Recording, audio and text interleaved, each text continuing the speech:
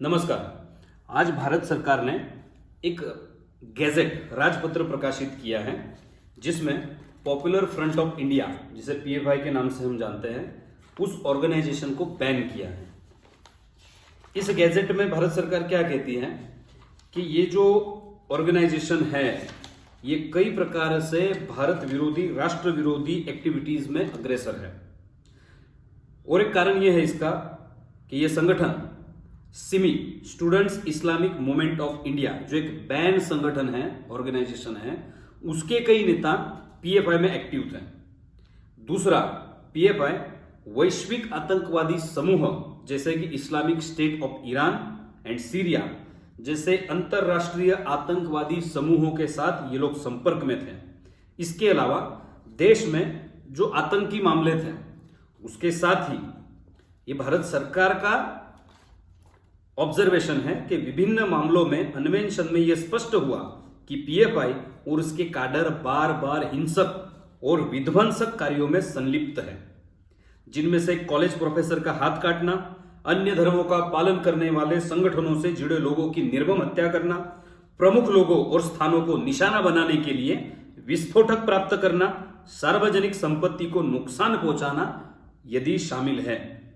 इसके अलावा आपने देखा होगा कि विशेषतः दक्षिण भारत के केरल और तमिलनाडु में संघ के स्वयंसेवकों की हत्याएं हुई। उसमें उनके कुछ नाम दिए हैं: श्री संजीत केरल से, रामलिंगम तमिलनाडु से, नंदू, अभिमन्यु, रुद्रेश, प्रवीण, शरद, शशि कुमार, विपिन। इन लोगों की हत्याओं के पीछे पीएफआई के कैडर का हाथ था। ये यूं कहे कि इन्होंने ही इन लोगों को मारा क्योंकि वो राष्ट्रवादी संगठन से जुड़े थे। और ये कह रहे हैं कि यदि इस और भी कई कारण बताए हैं कि अंतरराष्ट्रीय स्तर पर हवाला, दान इत्यादि से भारत विरोधी षड्यंत्रों में ये शामिल थे, और यदि इनको बैन नहीं किया जाए तो ये लोग भारत की अखंडता, संप्रभुता के लिए खतरा उत्पन्न कर सकते हैं, इसलिए इनको बैन करना पड़ेगा। कुल मिला के भारत सरकार का कहना है कि पीएफआई राष्ट्र विरोधी गतिविधियों में शामिल है, इसलिए उसे बैन करते हैं। अब ये पीएफआई क्या है? आपने देखा होगा लास्ट वीक न्यूज में है, पूरे एक वीक से ये न्यूज कहीं ना कहीं पे प्रिंट या इलेक्ट्रॉनिक मीडिया पे आपने सुनी होगी कि भारत में 8 से 9 राज्यों में पीएफआई के ठिकानों पर, इनके जो सेंटर्स है वहां पर छापे मारे गए एनआईए द्वारा, और उसके संबंधित लोगों को और इनके कार्यालयों को एनआईए ने अपने अंडर में लिया, अरेस्ट की लोगों को। इससे ठीक 1.5-2 महीने पहले कदाचित आपने न्यूज में सुना होगा, ऐसे ही एक रेड में एक एनआईए से जुड़े हुए एक व्यक्ति को अरेस्ट करने के दरमियान उसके पास एक डॉक्यूमेंट मिला था। वो डॉक्यूमेंट लीक हुआ था। उस डॉक्यूमेंट का नाम है India 2047 towards rule of Islam in India, internal document not for circulation. India 2047, vision India 2047। ये क्या है 2047? आपको पता होगा 1947 को हमारा देश स्वतंत्र हुआ, ऐसा हम कहते हैं। पर उस दिन क्या हुआ था? भारत 2 टुकड़ों में बटा। आज का पाकिस्तान और बांग्लादेश ये इस्लामिक स्टेट बने, अर्थात इस्लाम ने भारत का एक भूभाग, एक लड़ाई के बाद, एक संघर्ष के बाद एक भारत का भूभाग कब्जा लिया। हम हमारे बच्चों को ऐसे बताते हैं क्या कि जो पाकिस्तान है ये इस्लामिक शक्तियों द्वारा हथियाया हुआ भारत है? ऐसा हम नहीं बताते, लेकिन उनकी ये दृष्टि है कि 1947 में हमने एक लड़ाई के बाद भारत का एक भूभाग कब्जा लिया। अब उसके ठीक 100 साल बाद, मतलब 2047 को एक विजय मिली थी 1947 में। अब दूसरी एक विक्ट्री इन्हें प्राप्त करनी है। 47 में एक भूभाग लिया 1947 में, अब 2047 में उनको क्या चाहिए? Rule of Islam in India. मतलब इन 100 सालों में इनकी क्या अचीवमेंट, इन्हें क्या अचीव करना है? उनको पूरे भारत पे इस्लाम का शासन लाना है। अब ये इस्लाम का शासन कैसे आएगा, उसकी कुछ टैक्टिक्स, स्ट्रेटेजीज इस 7 पेज के डॉक्यूमेंट में है, इस डॉक्ट्रिन में है। पूरा डिटेल में नहीं जाता, जिन्हें चाहिए होगा मुझे व्हाट्सअप करें, मैं सॉफ्ट कॉपी भेज दूंगा। अब ये क्या कह रहे हैं, करना क्या है, चाहते क्या है? We dream a 2047 where the political power has returned to the Muslim community from whom it was unjustly taken away by the British Raj. ब्रिटिशरों ने जिस राजनीतिक शक्ति को मुसलमानों से छीना था, उस राजनीतिक शक्ति को 2047 तक पुनः प्राप्त करना। मतलब ये लोग कह रहे हैं कि अंग्रेज आने से पहले हम इस मुल्क के हुक्मरान थे और हम इस देश की अर्थात शासन करती जमात थे, तो हमें वापस शासन में आना है। और कैसे आना है? We have given ourself a target of 2047 to bring about an Islamic government in this country. अब वो प्राप्त कैसे करना है, वापस हुक्मरान कैसे बनना है कि 2047 तक इस देश की सरकार पर, इस देश पर इस्लामिक कब्जा करके इसे प्राप्त करना है। अब एक पैराग्राफ है, मुझे लगता है बहुत महत्वपूर्ण है, मैं चाहूंगा मुझे पूरा पढ़ूं। वो लोग क्या कह रहे हैं? If you look into history of Islam, Muslims were always in minority, and for victory we do not need to have a majority. Popular Front of India is confident that even if 10% of total Muslim population rally behind it, PFI would subjugate the coward majority community to their knees and bring back the glory of Islam in India. वो कह रहे हैं हम पहले से minority में थे और जीतने के लिए मेजोरिटी में आना कोई जरूरी नहीं है। केवल 10% मुस्लिम यदि पीएफआई के अंतर्गत संगठित हो जाते हैं तो ये जो कावर्ट मेजोरिटी कम्युनिटी है अर्थात हिंदू, ये जो कायर हिंदू है, उन्हें हम घुटनों के बल ला करके खड़ा कर देंगे, ऐसा इन्हें आत्मविश्वास है। अब ये कैसे होगा? तो ये लोग क्या कह रहे हैं? PFI cadres and Muslim youth should be repeatedly told that they all were working for दीन। कि पीएफआई के कैडर्स को और मुस्लिम युवाओं को, यूथ को रिपीटेडली, हमेशा बारंबार ये बताओ कि वो दीन के लिए उन्हें काम करना है। Allah had created the world, Allah ने दुनिया बनाई, and Muslim were made for 2 reasons, Allah ने दुनिया को बनाया और मुसलमानों को 2 कारणों से बनाया। उसका पहला कारण है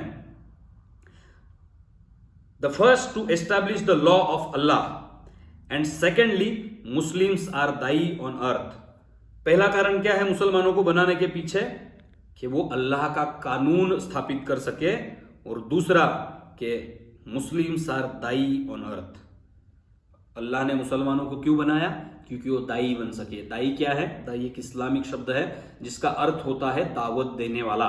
दावत देने वाला दाई, इस्लाम की दावत देने वाला। अब ये सुन के हमारे समाज को लग सकता है कि इस्लाम की दावत कितना, इट साउंड्स वेरी पॉजिटिवली कि इस्लाम की दावत। अभी इस्लाम की दावत का अर्थ ये होता है, ज्यादा खुश होने की जरूरत नहीं है। दावत इस्लाम की देना मतलब कन्वर्ट करना, और कन्वर्ट कैसे करना? अगर वो ठीक तरीके से कन्वर्ट होता है तो ठीक, नहीं तो उसे मारना। केवल मारना नहीं, तड़पा तड़पा के मारना, उसका गला रेतना, जो इस्लाम की दावत को स्वीकार न करे। This should always be kept in mind that the rule of Islam has to be established. ये हमेशा दिमाग में रखना है कि कुछ भी करके इस्लाम के रूल को स्थापित करना है। अब ये कैसे करना है? ये स्पेशली है उन लोगों के लिए जो अपने आप को बड़ा प्रोग्रेसिव, रैशनल, मॉडर्न, एजुकेटेड, सर्वधर्म को मानने वाले, सबको समान दृष्टि से देखने वाले जो लोग हमारे अंदर विद्वान हैं, उनके लिए ये खास है ना।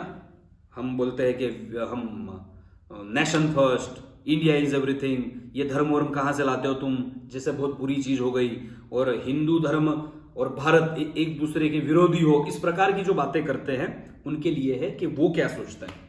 वो क्या सोचते हैं? Simultaneously we have to establish an Islamic identity among everyone beyond the concept of being Indian.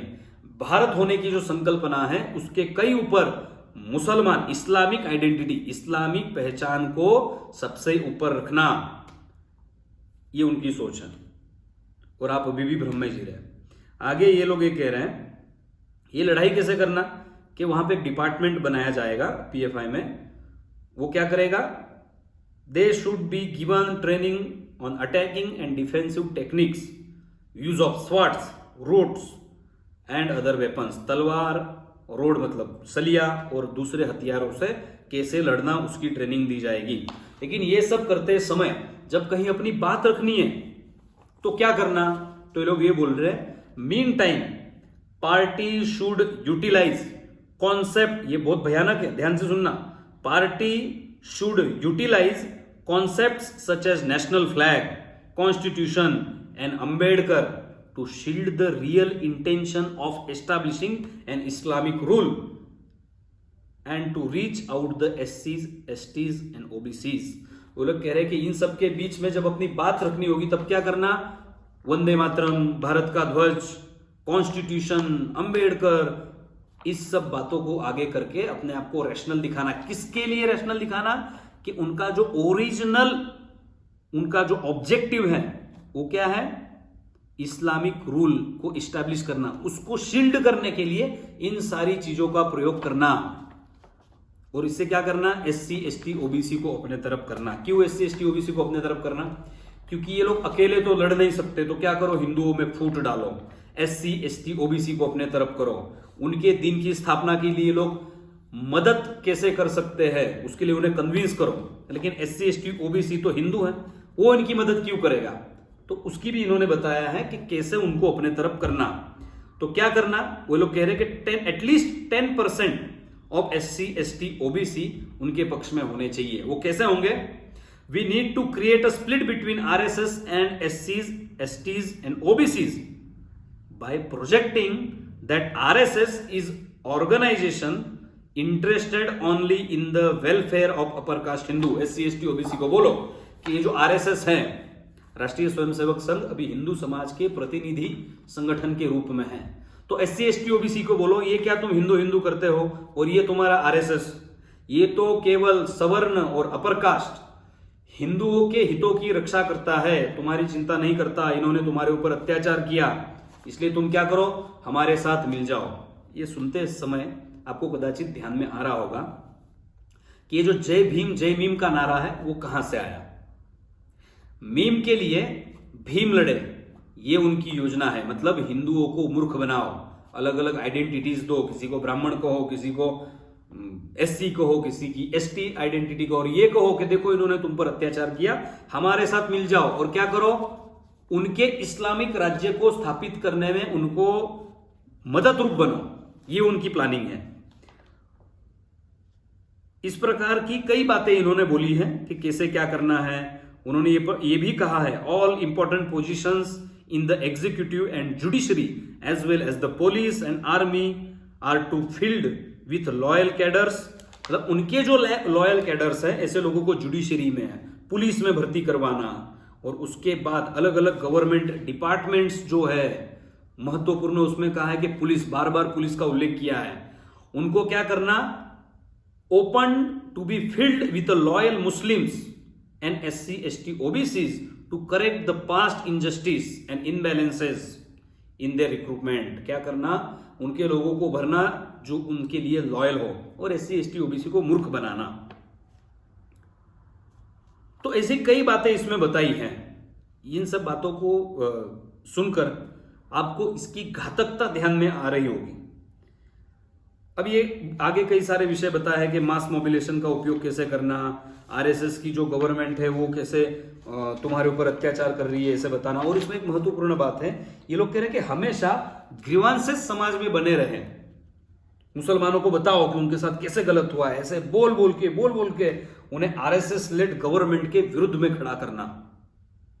और अगर ग्रीवांसेस नहीं है तो ये लोग कह रहे हैं कि ग्रीवांसेस क्रिएट करना। आगे भी कई सारी बातें हैं, अभी सब में डिटेल में नहीं जाता। इसमें ये लोग ये भी बता रहे हैं कि जो हिंदू लीडर्स है, आरएसएस के लीडर्स हैं, उनके ऊपर ध्यान रखना, उनकी रेकी करना, उनको ट्रैक करना, ऐसी सब चीजें करना। ये सब किस लिए करना, कि भारत में इस्लाम की सत्ता वापस आ सके और ये जो कावर्ड हिंदू कम्युनिटी है मेजोरिटी, उसको घुटनों के बल लाया जा सके, रोड से इनको मारा जा सके, पेट्रोल बम फेंके जा सके। इसकी पूरी योजना इनके पास थी।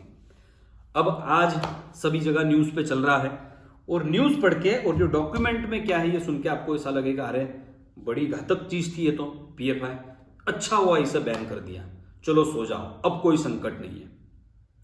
यदि आप ऐसा सोचते हो कि ये पीएफआई को बैन करने से संकट टल गया है, तो आप भ्रम में हो, केवल भ्रम में नहीं, आप मूर्ख भी बन रहे हो। ये पीएफआई क्या है? Simi students Islamic movement of India, ये संगठन बैन होने के बाद पीएफआई का राइज हुआ, अचानक हुआ। दक्षिण के 3 संगठन मर्ज हुए और अचानक सारी इस्लामिक शक्तियां पीएफआई के नाम से एक छत्र में आ गई। मैं कहना क्या चाह रहा हूं, पीएफआई को बैन करने से कुछ नहीं होगा।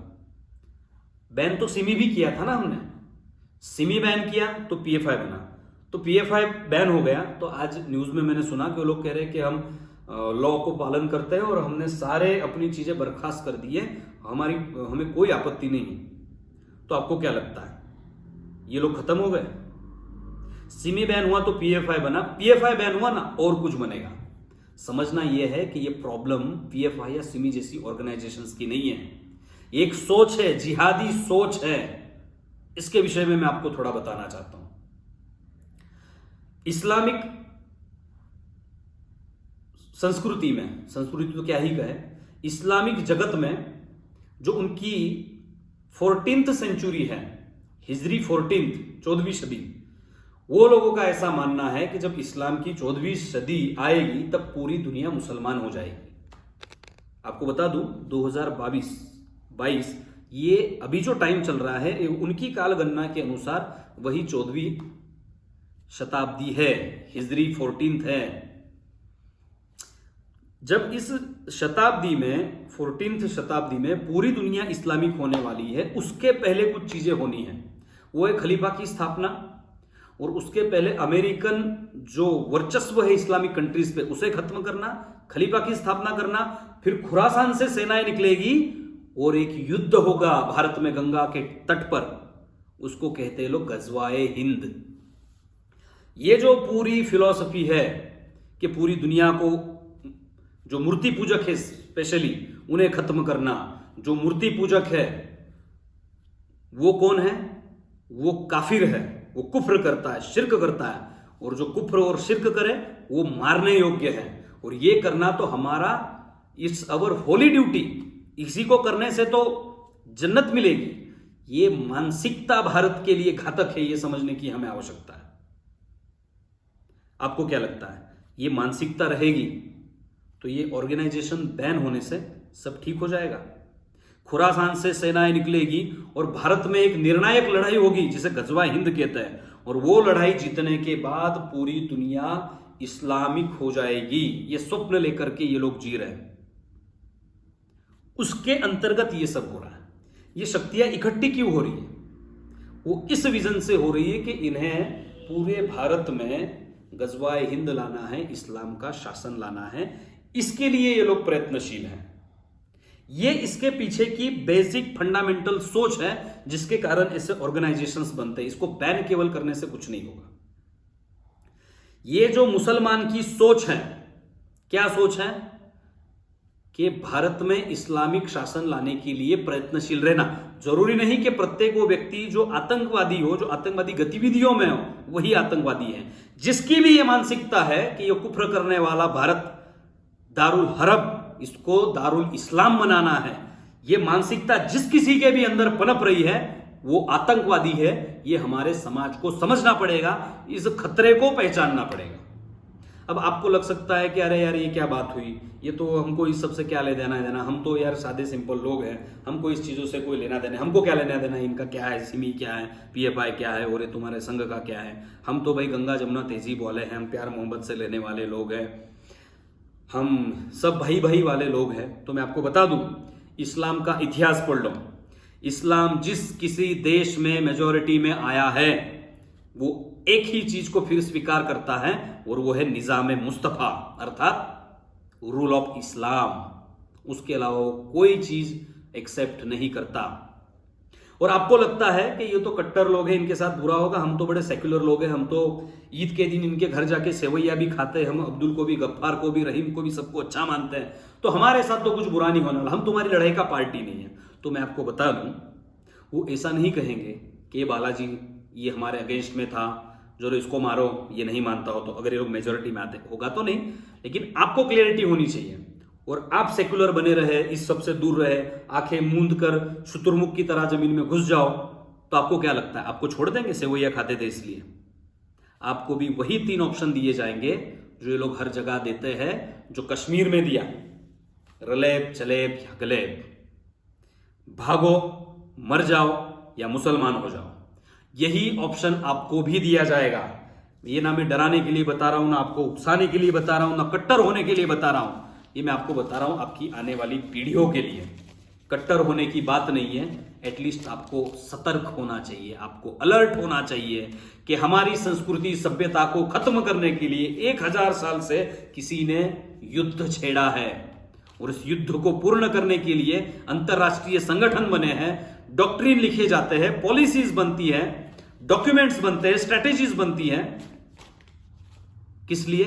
हमारी सभ्यता को खत्म करने के लिए। आपके पास अपनी कोई स्ट्रेटेजी या डॉक्यूमेंट है क्या? डॉक्ट्रिन है क्या? सोचो। धन्यवाद।